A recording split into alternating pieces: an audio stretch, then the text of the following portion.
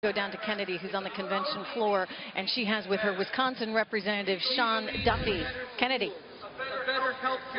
That's right. Sean Duffy, congressman from Wisconsin, rising star in the Republican Party, made a phenomenal transition from MTV to politics. You did the same thing, Kennedy. That was fantastic. Wow. Ted Cruz, how much... Launching pad for politics. It really is, and such a natural one. It's that rocket ship. How much damage did Ted Cruz do to his brand last night? I think significant damage. I think this group, there's a great percentage of them who supported Ted Cruz in the primary.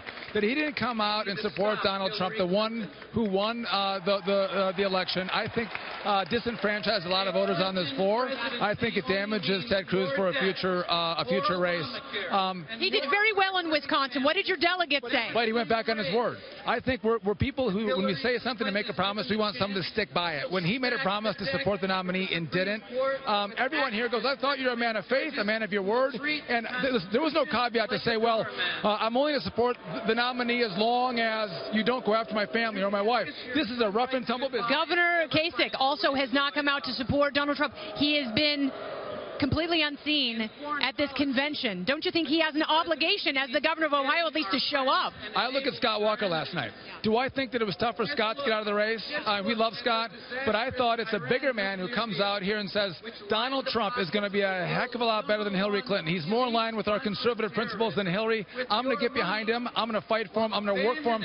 And that's what Walker did last night. That's what every single one of these guys should do. But I think with Donald Trump, all these conservatives, they're going to come out and vote for him because they don't like Hillary. That's a unifying factor. However, Donald Trump has a great opportunity tonight. What does he have to do not only to overcome the perception and all the booing from last night, what does Donald Trump have to do tonight to seal the deal for undecided and independent voters? So what I think is fantastic is he's going to have, 25 to 35 million viewers tuning in that don't watch political events like this. And so not only is he going to be trying to unify the Republican Party, but he's going to take this opportunity to reach out to Americans who are having a tough time economically, people who are having a tough time saying, why can't we support our law enforcement? Why can't we defeat ISIS? He's going to talk to all those Americans who might have been left out of this process. He wants to bring them in and bring them on to the Trump train. All right, well, he can do it with positivity, a little bit of spontaneity, a lot of structure, and big applause lines that this crowd is waiting for. I think some brass knuckles on Hillary will serve him well with this crowd, but also big ideas to the people at home. And I think that's what he's going to do. What kind of politician can bring in this kind of reality TV folk to get 35 million folks watching him on politics? It's going to be cool.